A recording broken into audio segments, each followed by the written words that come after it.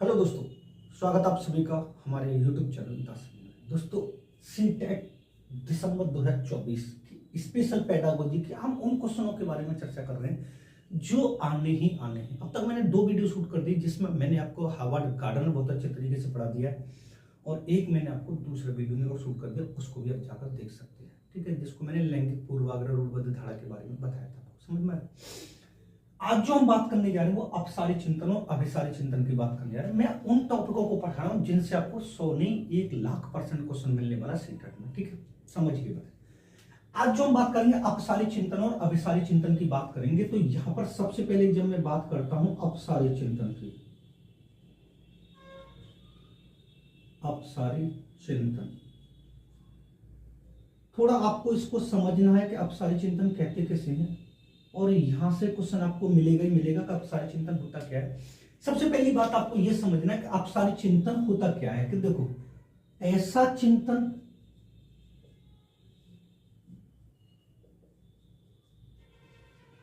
जो बालक में एक से अधिक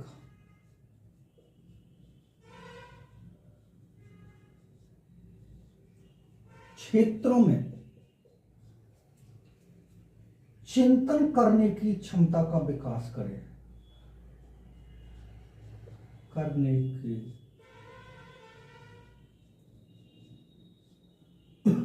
क्षमता का विकास करे,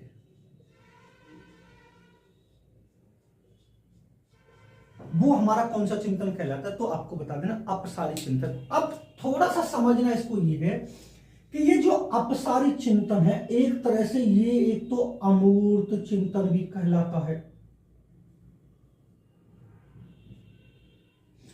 दूसरा समस्या समाधान भी कहलाता है,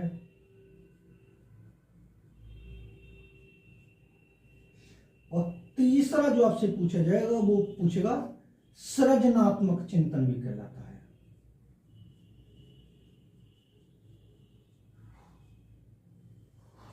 सृजनात्मक चिंतन भी कहलाता है। यानी अगर इन तीनों में से कोई सा भी शब्द आ रहा है तो ये समझ लीजिए अपसारी चिंतन की बात कर रही है। ठीक है, अब थोड़ा सा मैं इसको अपने डायग्राम से समझाता हूं। मान लीजिए ये एक समस्या है, ये क्या है? हमारी समस्या है। समझना, ये क्या हमारी समस्या। अब इस समस्या का समाधान ढूंढने के लिए हम विभिन्न क्षेत्रों में जा रहे हैं। जब किसी समस्या का समाधान ढूंढने के लिए हम जो चिंतन कर रहे हैं वो एक से अधिक क्षेत्रों में कर रहे हैं, जिससे हमें इसका समाधान मिल जाए। यानी एक से अधिक क्षेत्रों में समाधान करने के लिए ये जो मैं आपको पॉइंट बताएं, ये हमारा क्या है? ये हम समाधान करने की कोशिश कर रहे हैं। किसका? इस समस्या का समाधान करने की जो हम कोशिश कर रहे हैं, जो हमारी विचार प्रकट करने की क्षमता, सोचने की क्षमता, विचारने की जो क्षमता होती है वो एक से अधिक क्षेत्रों में होगी। तो ये समझ लीजिए वो हमारा कौन सा चिंतन कहलाएगा? तो आपको बता देना अपसारी चिंतन कहलाएगा। अब यहां पर थोड़ा सा मैं आपको एक चीज और बताऊंगा तो आपको समझना भी है। इनसे संबंधित आपसे क्वेश्चन ये भी पूछ सकता है कि प्रश्न कितने प्रकार के होते हैं। प्रश्न के अगर आपसे प्रकार पूछ ले कि प्रश्न कितने प्रकार के हो सकते हैं, तो आपको बता देना 2 प्रकार के प्रश्न होते हैं। एक होता है हमारा मुक्त अंत वाले। कौन सा होता है? मुक्त अंत वाले।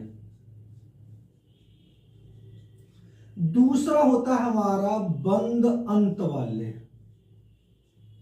दूसरा कौन सा होता है? हमारा बंद अंत वाले। अब इनको बताने का मैं रीजन मेरा यहां पर क्यों है, तो आपको समझना यह पड़ेगा कि ये जो मुक्त अंत वाले प्रश्न हैं, इनको हम अपसारी चिंतन के नाम से भी जानते हैं। यानी मुक्त अंत वाले को होते हैं जिसमें आप अपने विचार खुलकर प्रकट कर सकें।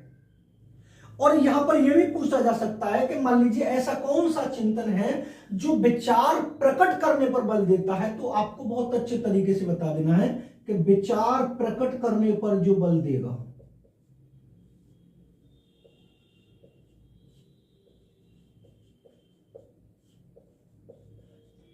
जो विचार प्रकट करने पर जो बल देगा वो कौन सा चिंतन कहलाता है? तो आपको बता देना अपसारी, और अपसारी चिंतन को ही हम मुक्त अंत वाले प्रश्न कहते हैं। अब जैसे कि जब मैं बात करूं यहां पर, मान लीजिए अगर मैं यहां पर जैसे समझाऊंगा आपको कि जैसे, तो आपको यहां पर यह बता देना है कि ये समझ लीजिए मोबाइल का क्या उपयोग है, मोबाइल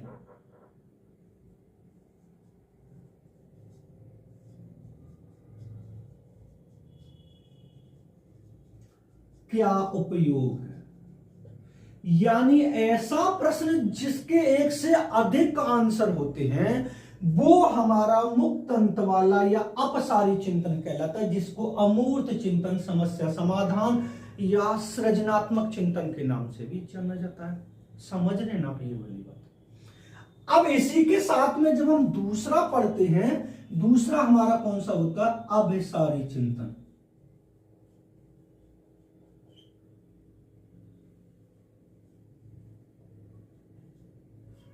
दूसरा हमारा कौन सा है? तो आपको बता देना अभिसारी चिंतन है। अब ये आपको बहुत थोड़ा सा समझना ये पड़ेगा कि यह चिंतन क्या होता है। समझना, यह चिंतन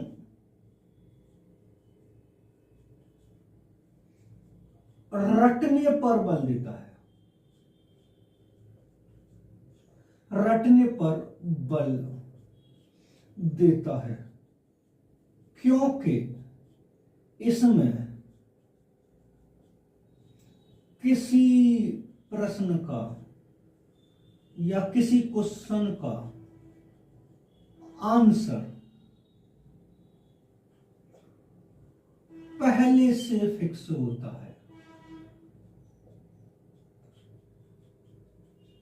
अब ऐसा प्रश्न या ऐसा चिंतन जिसका सिर्फ एक ही आंसर होगा। अब मैं आपको यहां पर ये वाली बात बोलूं कि ऐसा कौन सा चिंतन है जिसका एक ही आंसर होगा, तो हमेशा आपको बता देना एक ही आंसर।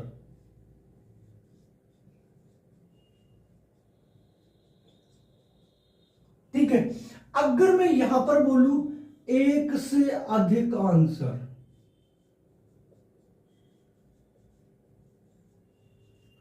एक से अधिक आंसर, अब यहां पर आपको पूरी तरीके से समझ में आ गया होगा कि ऐसा चिंतन जिसके एक से अधिक आंसर होते हैं उसको अपसारी और मुक्त अंत वाले बोलते हैं, और जिसका आंसर पहले से ही फिक्स होता है और उसका हमेशा एक ही आंसर होगा वो हमारा कौन सा होगा? अभिसारी।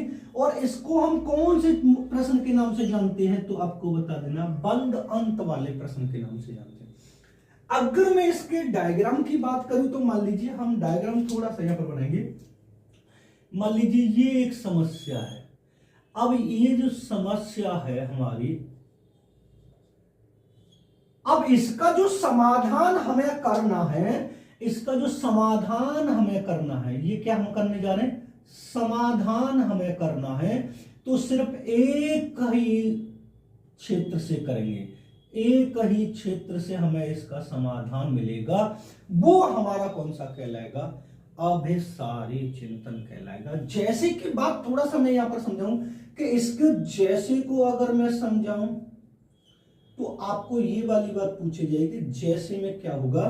तो आप बताएंगे AMU कहां पर है, यानी अलीगढ़ मुस्लिम विश्वविद्यालय कहां पर है? तो आप बताएंगे अलीगढ़ में है सर।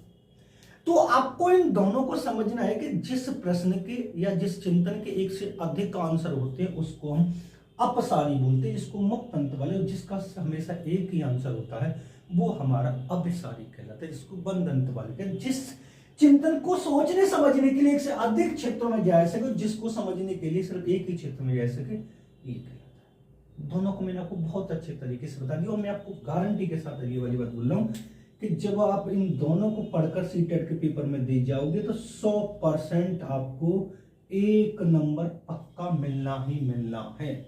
ये मैं आपको लिखित में गारंटी दे रहा हूं। वीडियो पसंद आए तो वीडियो को लाइक करो, शेयर करें, चैनल पर नए हो तो चैनल को सब्सक्राइब कर लें, बेल आइकन ऑल को प्रेस कर लें, जिससे आने वाली वीडियो में नोटिफिकेशन आपको मिलता है। मिलते हैं नेक्स्ट वीडियो में। धन्यवाद। अब इसको स्क्रीनशॉट ले सकते हैं।